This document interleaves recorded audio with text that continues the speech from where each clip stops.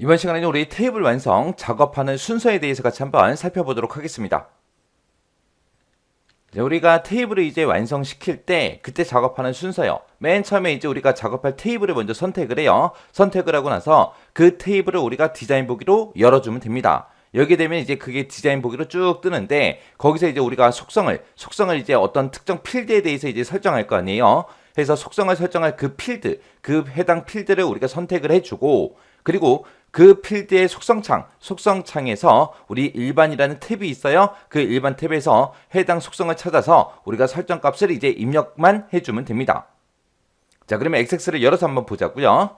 자, 액세스를 열게 되면 지금처럼 이렇게 이제 열렸는데 이곳에 보니까 이제 고객이라는 테이블도 있고 대리점이라는 테이블도 있고 두 개 테이블이 있습니다. 예를 들어서 뭐 고객이라는 이 테이블을 가지고 뭔가 속성을 바꾸래요. 그러면 일단은 고객이라는 이 테이블을 먼저 선택해주고 마우스 오른쪽 버튼 누르게 되면 지금처럼 이렇게 이제 단축 메뉴가 뜨죠. 그럼 여기서 이제 디자인 보기요. 디자인 보기를 클릭해주면 디자인 보기로 이렇게 열립니다. 그러면 이 고객이라는 테이블에 보게 되면 뭐 순번이다, 등록일이다, 고객 아이디다 해서 여러 개 필드가 쭉쭉 있습니다.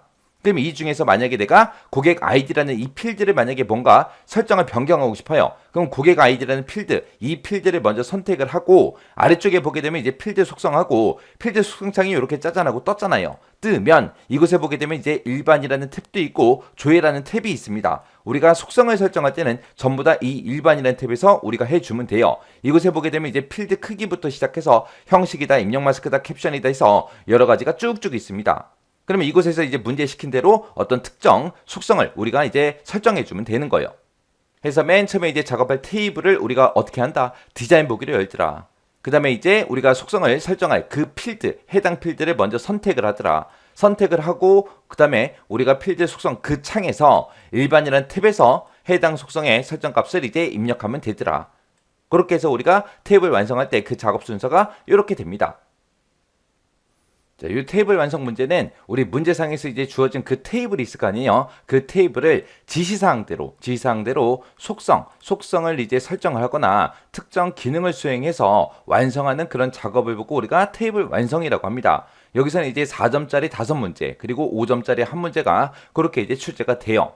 지금까지 이제 출제된 그 기출문제를 분석을 해보면 속성 문제가 총 12가지가 있고요. 기능 문제가 총 4가지가 있습니다. 그래서 이 12개의 속성, 4개의 기능, 이거를 적용한 테이블이 지금쯤 이렇게 생겼어요. 그때 이제 12개의 속성에는 어떤 게 있고 4개의 기능에는 어떤 게 있는지 그거 좀 이제 간단하게 좀 살펴보자고요.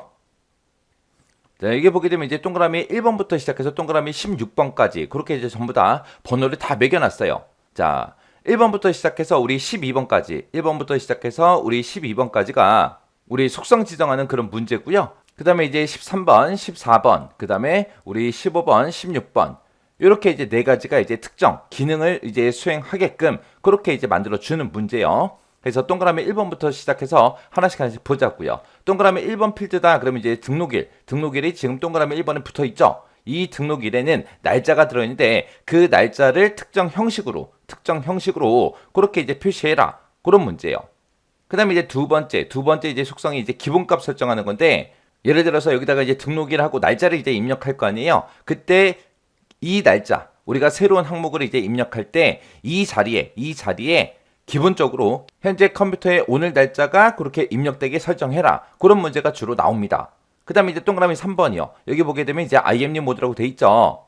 동그라미 3번, 그럼 지금 고객 아이디, 요거 이제 입력하는 요 칸을 보고 얘기하는데 여기에는 지금 보니까 이제 영어로 시작을 하죠. 그래서 우리 키보드 자판 상태가 자동으로 영문 입력 상태가 되게 그렇게 이제 설정하는 게 우리 IMU 모드요. 그 다음에 이제 4번에 보게 되면 이제 입력 마스크라고 있죠. 동그라미 4번이 지금 이곳이요. 그래서 우리가 고객 아이디를 입력할 때는 앞에 영문 2글자 그리고 중간에 하이픈 입력이 되고 그 다음에 그 뒤에 숫자 4자리가 이제 입력이 됩니다. 해서 어떤 고객 거를 입력하든 간에 무조건 이런 형식으로 입력이 될 수 있게끔 지금처럼 이 위치에다가 이제 입력해 주세요라고 그렇게 이제 입력 마스크를 우리가 설정하는 거예요. 그게 이제 입력 마스크. 그 다음에 5번에 보게 되면 이제 인덱스 설정하는 게 있습니다. 고객 아이디라는 곳에 이제 인덱스가 설정된 건데 이 고객 아이디 필드에는 중복된 값이 입력이 될 수 없도록 그렇게 이제 인덱스 설정해라. 그거 이제 적용시켜 놓은 거예요. 해서 고객의 아이디인데 아이디가 똑같은 사람이 있으면 안 되겠죠. 그렇게 해서 이제 중복된 값이 입력이 못 되게 그렇게 이제 만들어 주는 거. 그다음에 이제 6번에 보게 되면 이제 필수하고 있습니다. 6번에 지금 성명이라는 이 필드에 대해서 이제 우리가 설정해 놓은 건데 이 필수는 말 그대로 필수로 입력해라 그거예요. 그래서 이 성명의 필드에는 값이 반드시 입력될 수 있도록 그렇게 이제 설정해 놓은 거예요. 그 다음에 이제 7번에 보면 이제 빈 문자를 허용하고 있죠. 동그라미 7번이 지금 이곳에 있죠. 이렇게 이제 전화번호 필드는 입력하지 않아도 입력이 되게끔 데이터를 입력하지 않아도 상관없게 그렇게 이제 만들어준 게 우리 빈 문자를 허용이요. 그 다음에 이제 8번에 보게 되면 이제 유효성 검사 규칙이라고 있습니다. 얘는 이제 구매 금액, 이 구매 금액에 대해서 이제 유효성 검사 규칙을 이제 설정해 놓은 건데 이 구매 금액 필드에는 0보다 큰 값만 입력이 되게끔 그렇게 이제 유효성 검사 규칙을 설정해 놓은 거예요. 구매 금액이라고 했는데 마이너스가 나올 수도 없잖아요. 그죠?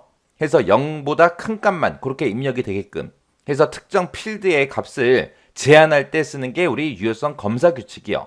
만약에 학교에서 이제 학년을 입력할 거예요. 만약에 대학교면 1학년부터 시작해서 4학년이 있겠죠. 근데 어떤 사람은 이제 학년 데이터를 입력을 하다가 오타가 나서 5학년이다 6학년이다 입력할 수도 있잖아요. 그런 값이 아예 입력이 안 되게끔 우리가 만들어줄 때 유효성 검사 규칙을 이용하면 됩니다. 그 다음에 이제 9번이요. 9번에 보니까 이제 유효성 검사 텍스트하고 나왔죠. 이거를 이제 구매 금액 우리가 유효성 검사 규칙을 이제 설정할 때 같이 이제 보통 설정을 합니다. 해서 예를 들어서 구매 금액에다가 아까 0보다 큰 값만 입력되게 한다 그랬죠. 만약에 0 이하의 값이 입력이 됐을 때 특정 오류 메시지, 특정 메시지가 이제 표시되게 그렇게 설정하는 게 우리 유효성 검사 텍스트라는 거예요. 그 다음에 이제 10번에 보니까 캡션이라고 있죠. 10번에 지금 보게 되면 대리점 이름하고 이렇게 이제 돼 있습니다. 원래 이 필드의 필드명은 대리점 명이에요. 대리점 명인데 그때 이제 우리 화면상에 나타나는 제목은 대리점 이름으로 돼 있죠.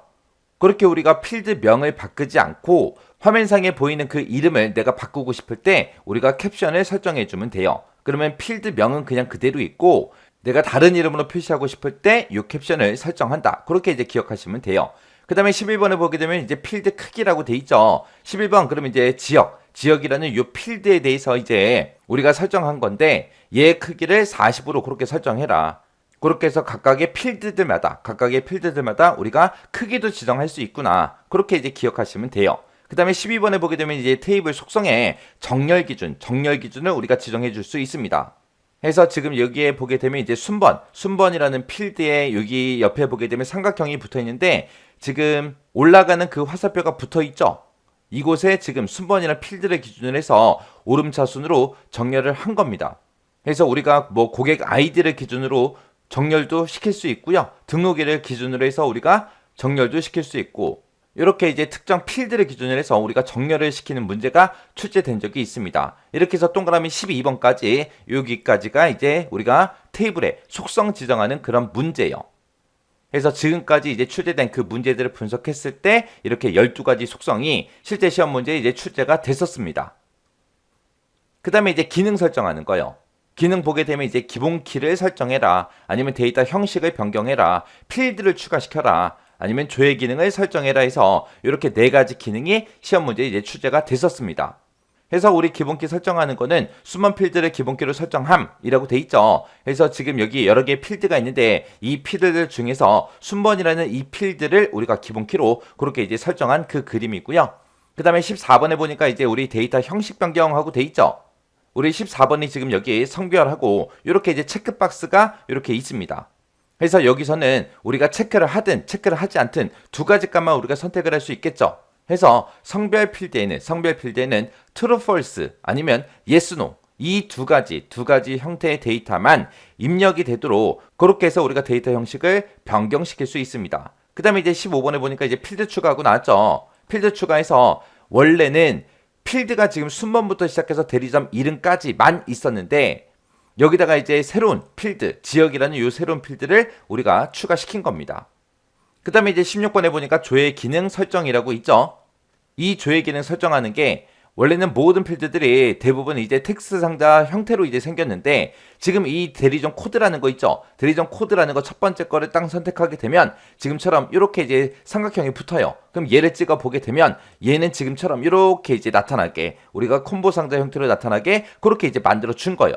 이렇게 이제 콤보 상자로 나오게 되면 우리가 여기서 이제 특정 데이터, 어떤 데이터를 입력할지 우리가 선택을 하면 되기 때문에 오타가 나거나 잘못 입력하는 일이 줄어들겠죠.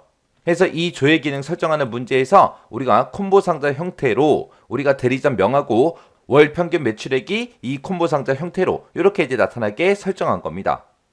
그래서 우리가 테이블을 완성하는 이 문제에서 이렇게 네 가지 기능이 돌아가면서 이제 시험 문제로 출제가 된다. 그렇게 이제 기억하시면 돼요. 그래서 우리 속성을 보게 되면 이렇게 동그라미 1번부터 12번까지 이런 속성들이 시험 문제에 이제 돌아가면서 나와요. 그래서 이 12가지 속성 중에서 어떤 문제가 이제 실제 시험 문제로 나올지 모르기 때문에 이 12가지 속성은 여러분들이 전부 다 이제 설정할 줄 알아야 돼요.